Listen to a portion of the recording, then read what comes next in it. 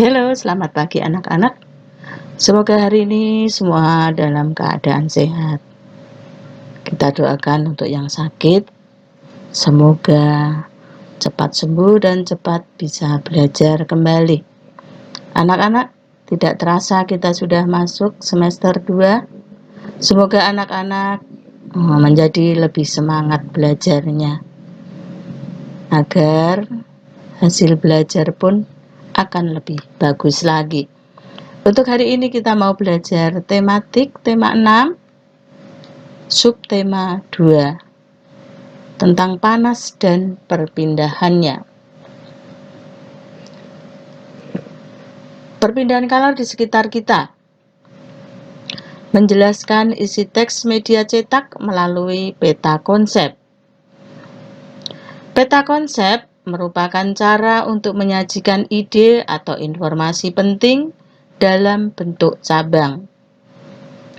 Pada peta konsep, informasi penting dihubungkan dengan informasi lain yang ditulis dalam bentuk kata kunci atau gambar. Melalui peta konsep, sekumpulan data atau informasi diolah dengan cara tertentu sehingga dapat dipahami oleh pembaca. Cara-cara perpindahan kalor dalam kehidupan sehari-hari. Yang pertama adalah konduksi.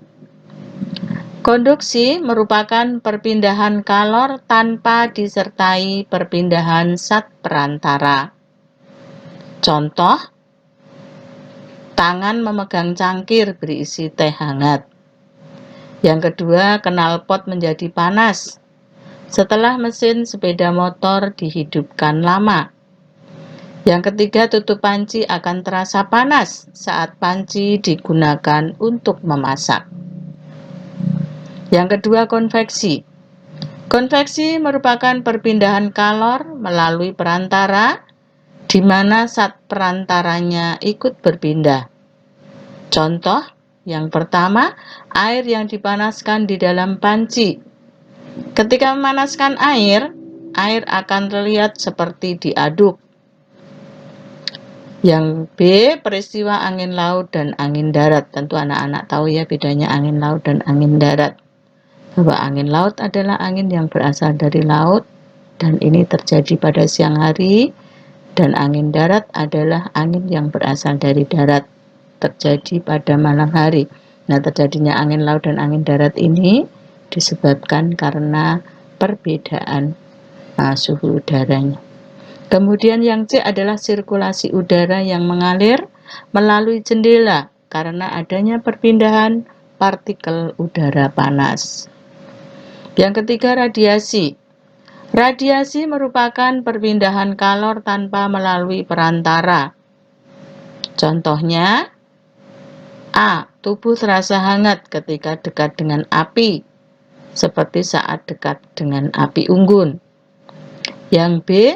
Panas matahari yang terasa sampai ke permukaan bumi. Contohnya ketika kita berjemur ya, ada sinar matahari, panas badan kita juga lama-lama kalau berjemur terasa panas karena kena sinar matahari. Kemudian yang C, menghangatkan telur ayam atau bebek di bawah cahaya lampu. Nah, biasanya ini digunakan oleh para peternak ayam dan bebek untuk menetaskan telur-telur ayam dan bebek. Membuat kesimpulan isi teks media cetak. Kesimpulan dibuat dengan cara mengambil intisari dari informasi teks berdasarkan apa yang telah diuraikan melalui poin-poin atau peta konsep. Selain itu, kamu juga perlu memperhatikan pemilihan kata dan ejaan yang kamu gunakan saat membuat kesimpulan. Laporan pengamatan cara-cara perpindahan kalor. Ayo ingat kembali, cara perpindahan kalor ada 3 macam. Apa saja? Ya, di sini konduksi, konveksi, dan radiasi. Untuk penjelasannya, tadi sudah ada di depan bahwa konduksi adalah perpindahan kalor tanpa disertai perpindahan zat perantaranya. Konveksi, perpindahan kalor yang disertai perpindahan zat perantaranya. Radiasi adalah perpindahan kalor tanpa melalui perantara. Menjelaskan isi teks media cetak melalui pokok pikiran. Pokok pikiran terdapat di dalam setiap paragraf pada teks yang disajikan. Umumnya, pokok pikiran di dalam suatu paragraf terkandung dalam kalimat pokok atau kalimat utama yang berada di awal paragraf. Dengan mengetahui pokok pikiran setiap paragraf, kamu dapat menjelaskan isi teks media cetak menggunakan bahasamu sendiri. Perhatikan contoh berikut. Ini ada cuplikan bacaan satu paragraf. Embun terbentuk dari proses perubahan uap-uap air menjadi titik-titik air. Proses terbentuknya embun ini biasanya terjadi pada malam hari saat suhu udara cukup dingin. Saat udara dingin, udara tidak mampu menampung uap air dalam jumlah banyak. Uap air yang tidak mampu ditampung itulah yang kemudian berubah menjadi titik-titik air atau embun. Kalimat utama pada paragraf di atas adalah embun terbentuk dari proses perubahan uap-uap air menjadi titik-titik air. Jadi kalimat utama terdapat pada awal paragraf. Nah, pokok pikirannya adalah proses pembentukan embun. Aktivitas masyarakat dalam lingkungan sosial. Manusia merupakan makhluk sosial yang tidak dapat hidup sendiri. Manusia harus menjalin interaksi dengan lingkungan sekitar, baik lingkungan alam maupun sosial. Interaksi antar manusia dengan lingkungan merupakan suatu hubungan timbal balik yang saling memengaruhi. Pengaruh ini terlihat dari keberagaman aktivitas masyarakat. Jadi tentang lingkungan sosial dan makhluk sosial, seperti manusia sebagai makhluk sosial juga sudah kita pelajari pada semester 1, bahwa kita tidak bisa hidup tanpa orang lain. Jadi kita harus dalam hidup kita itu harus menjalin interaksi. Nah, interaksi dengan siapa? Dengan lingkungan sekitar maupun dengan lingkungan alam maupun sosial. Dan sama-sama saling memengaruhi, jadi tidak berdiri sendiri-sendiri. Di sini diberi contoh Pulau Bali. Di sini Bali terkenal dengan kehidupan sosial budaya masyarakatnya. Nah, masyarakat Bali ini memiliki ciri khas dalam pengolahan lahan pertanian yang disebut dengan subak. Subak di sini adalah nama sistem pengairan di Bali, ya, namanya subak. Interaksi sosial masyarakat Bali terjalin melalui subak. Setiap bulan, warga mengadakan pertemuan untuk memusyawarahkan tahapan kegiatan pertanian, pemilihan jenis padi, hingga waktu penanaman padi yang tepat. Melalui interaksi ini, seluruh masyarakat di Bali mendapat pengairan dengan adil dan merata. Kewajiban, tanggung jawab, dan hak warga masyarakat.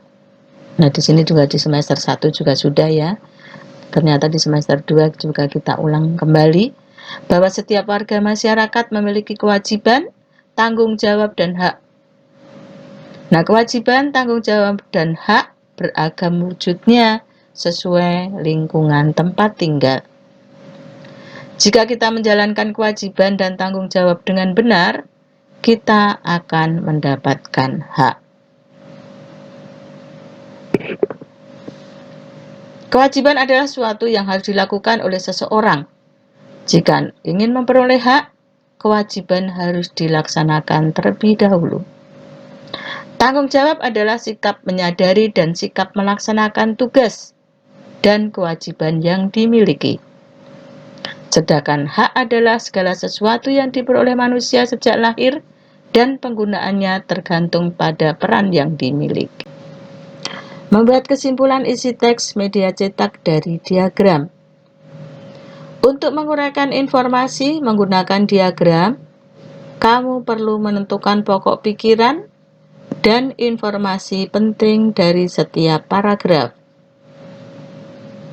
Kamu juga dapat membuat daftar pertanyaan untuk membantu menemukan informasi penting dalam teks dengan menggunakan kata tanya.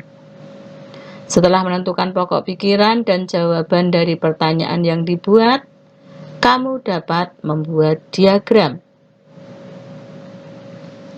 Pembangunan ekonomi dan sosial budaya di Indonesia. Ini di semester 1 juga sudah ada ya. Pembangunan ekonomi dan sosial budaya sangat penting bagi kemajuan suatu bangsa. Salah satu faktornya adalah adanya interaksi antar individu atau kelompok di dalam suatu lingkungan. Setiap individu atau kelompok tersebut memiliki peran masing-masing. Kewajiban, tanggung jawab, dan hak warga masyarakat. Berikut beberapa contoh pelaksanaan kewajiban, tanggung jawab, dan hak dalam kehidupan sehari-hari. Pertama adalah pelaksanaan kewajiban. Menjaga kebersihan lingkungan sekitar.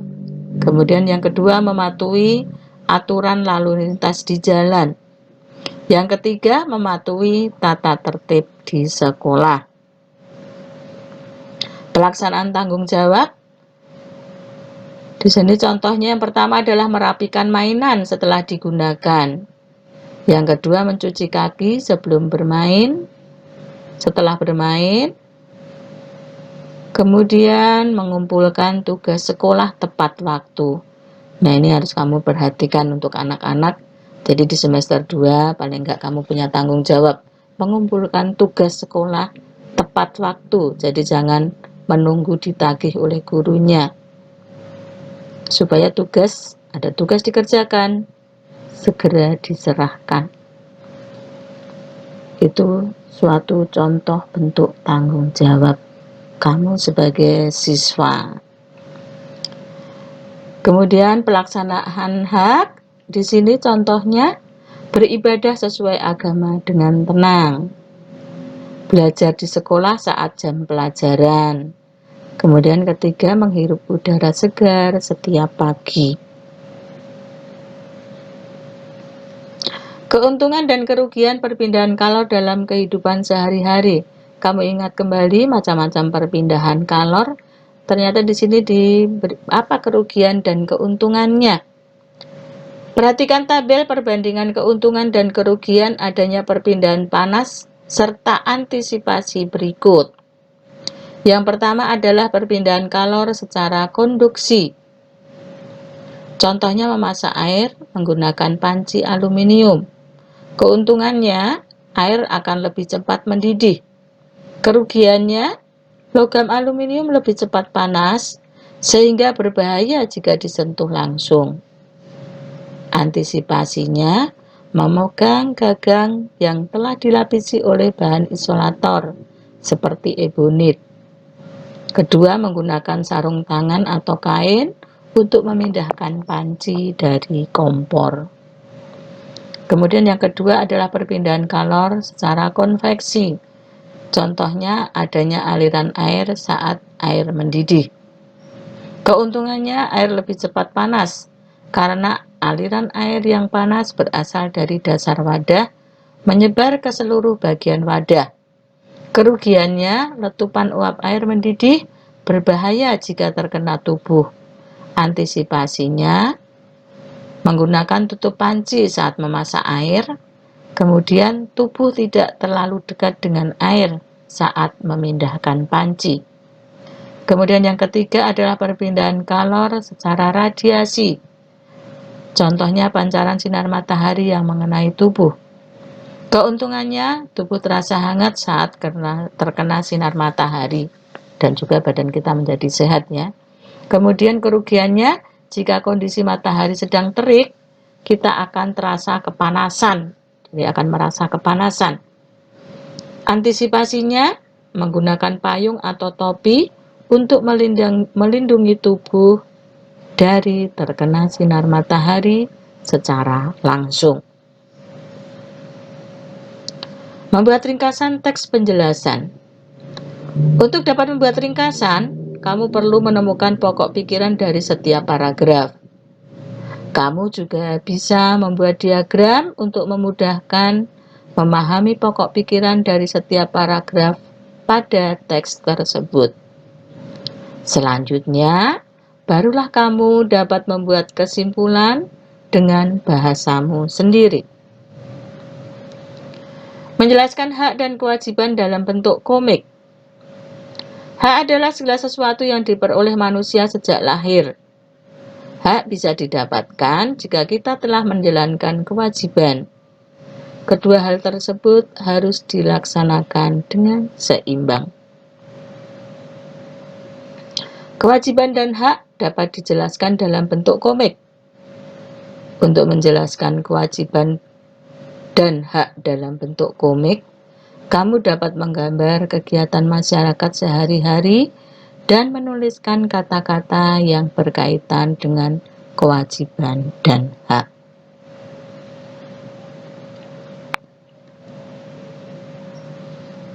Nah, anak-anak, sampai di sini pembelajaran kita hari ini. Semoga bisa dipahami. Nah, untuk yang belum jelas, nanti bisa diulang kembali video ini atau dibaca di dalam bukumu. Semoga anak-anak semakin jelas, belajarnya lebih rajin. Selamat belajar, semoga sukses. Tuhan memberkati.